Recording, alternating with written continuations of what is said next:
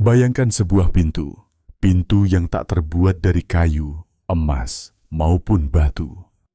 Pintu ini tak terlihat oleh mata telanjang, namun selalu hadir dalam setiap napas manusia, menunggu, sabar, di ambang batas realitas dan ketiadaan.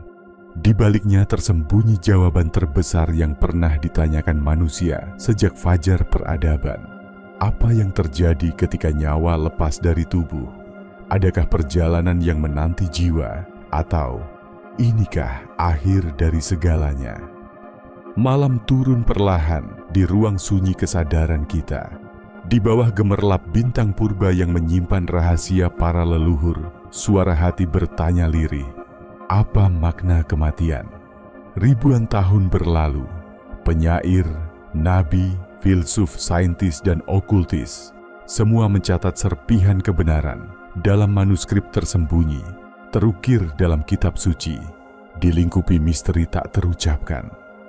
Dalam video ini, bersama kita akan membuka lembar demi lembar naskah kuno, membangkitkan esensi pengetahuan yang pernah dirampas kegelapan.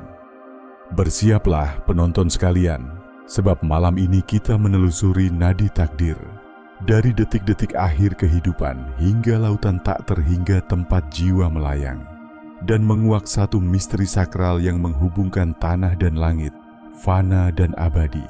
Segala budaya besar yang pernah hidup menyimpan mitos, ritual, dan kepercayaan tentang kematian. Mesir kuno mencatat tentang pengadilan Osiris, tempat ruh mempertanggungjawabkan segala tindakannya sebelum menyeberangi sungai kehidupan abadi. Dalam barisan simbol misterius di piramida, terukir perjalanan jiwa yang menempuh kegelapan, dibimbing oleh mantra dan kode rahasia. Sementara itu, di timur jauh, filsafat Hindu dan Buddha mewariskan konsep reinkarnasi. Jiwa bukan berakhir, melainkan berpindah, menari di roda samsara menuju pencerahan.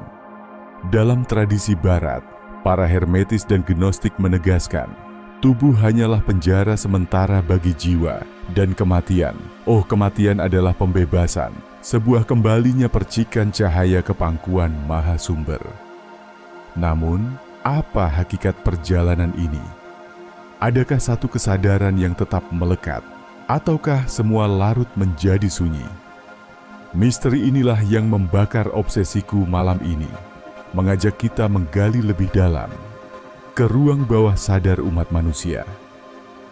Arsip rahasia yang terpahat di antara kenangan dan wahyu. Bayangkan, saat tubuh perlahan kehilangan hangatnya, ketika napas terakhir seperti hembusan angin lembut menghantarkan jiwa keluar dari sangkar daging.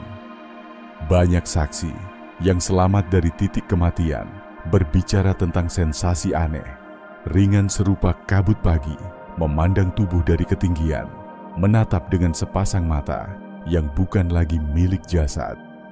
Laporan near-death experience atau pengalaman mati suri meningkat sejak sains melangkah lebih jauh ke ruang perawatan intensif. Ada yang menyaksikan sebuah terowongan cahaya, gema suara lembut memanggil bernama, bahkan pertemuan dengan sosok terang yang menenangkan. Di seberang ilmu medis, para okultis berbisik, itulah detik-detik melepas belenggu, saat jiwa menari di batasan dua dunia. Ken Cloak, seorang sarjana Inggris abad ke-19 yang juga pengikut sekte Hermetis rahasia, menulis dalam Jurnamia tentang ritual pembebasan, proses mistis yang menuntun kesadaran untuk melihat kematiannya sendiri.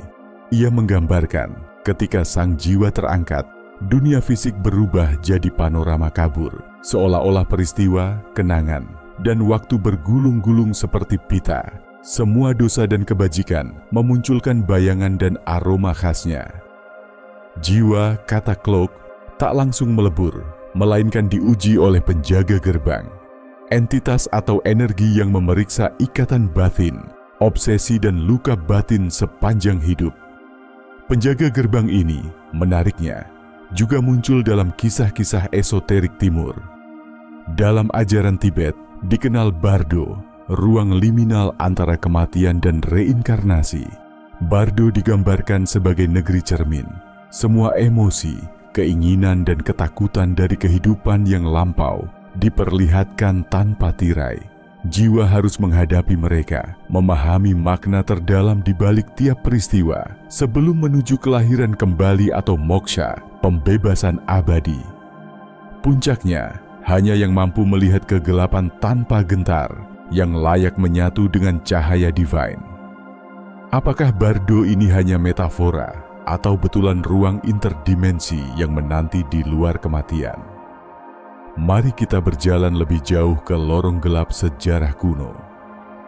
Dalam naskah Helenistik terselip kisah Orpheus, seorang penyanyi yang mampu menggetarkan alam bawah tanah dengan lantunan puisi rahasia. Ia menyelami Hades, dunia kematian orang Yunani, berusaha membawa kembali kekasihnya, Eurydice, dari pelukan maut. Di antara mitos ini, tersimpan petunjuk esoterik tentang frekuensi jiwa, sebuah kode getaran yang dapat membuka portal antara dunia manusia dan realitas tak kasat mata. Ajaran-ajaran Orfik meyakini, suara, vibrasi, dan niat murni adalah kunci transformasi jiwa, sebuah bayangan yang menggema kuat dalam ritual masonik sufi dan tradisi Kabalah. Jika kita gali lebih dalam, sebuah fakta muncul dari naskah-naskah apokrifa. Bahkan, agama-agama besar pun berdiri di atas misteri kematian dan kebangkitan.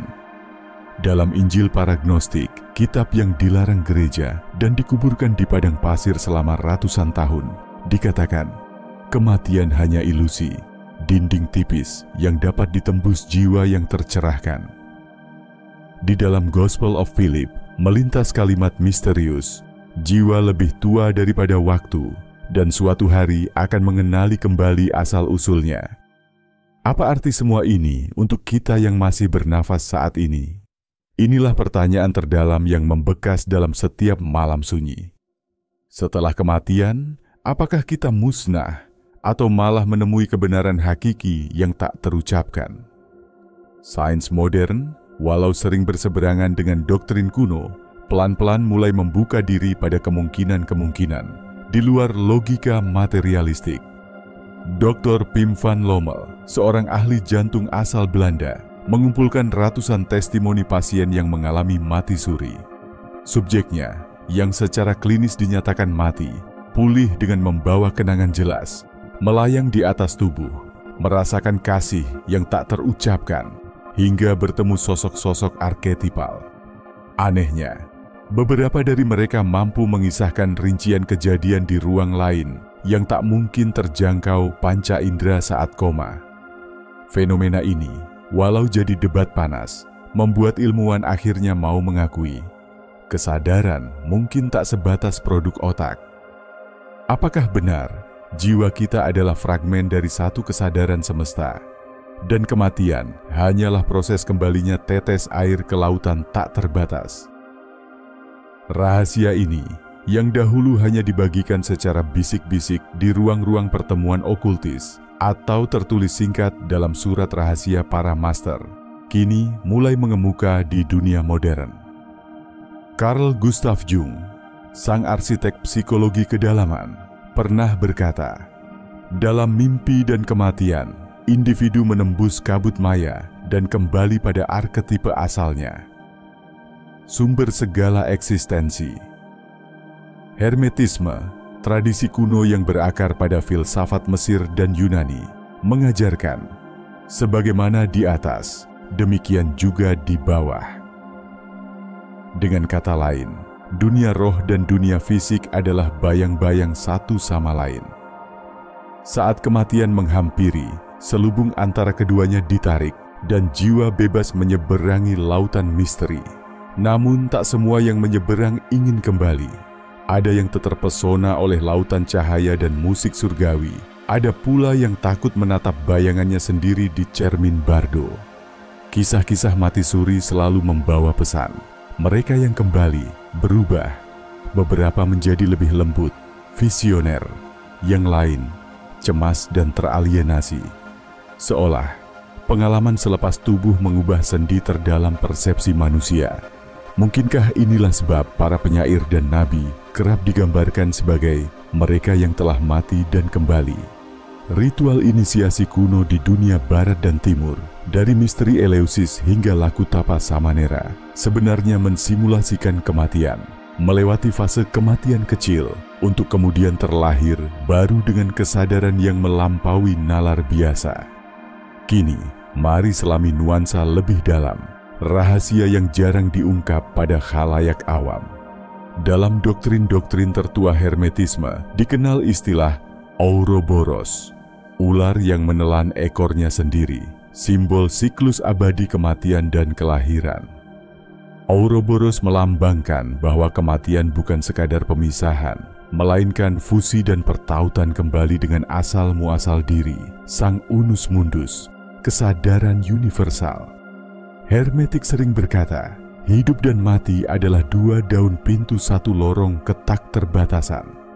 Lanjut ke ajaran Sufi dan Gnostik, ditemukan gagasan bahwa jiwa yang tercerahkan akan terjaga ketika melewati ambang kematian.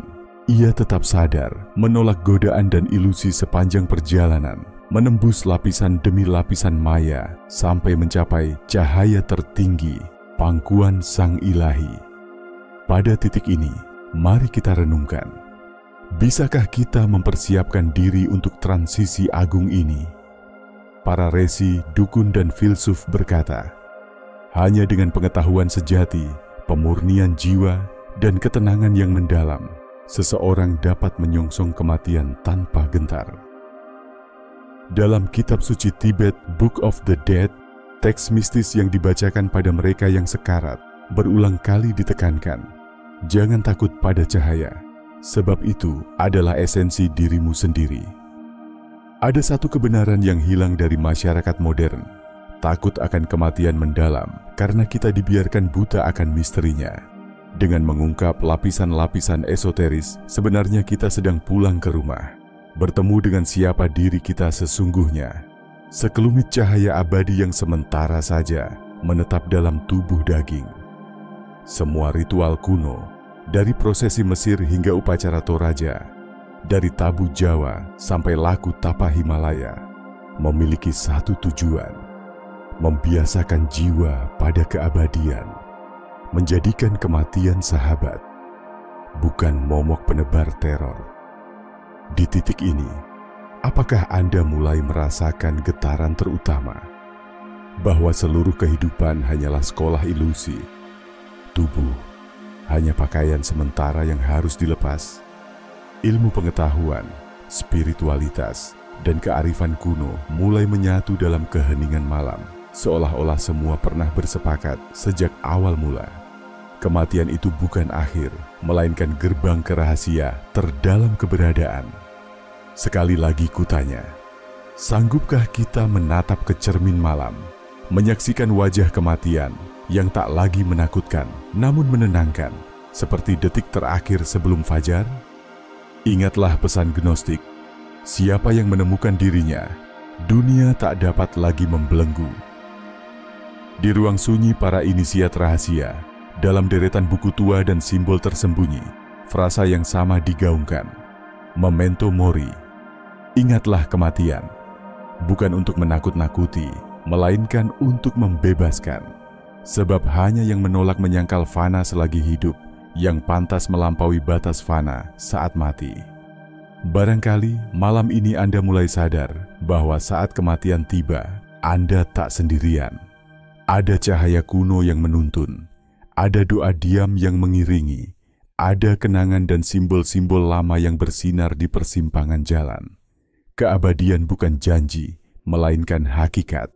Kematian adalah pintu rahasia menuju kebenaran tertinggi.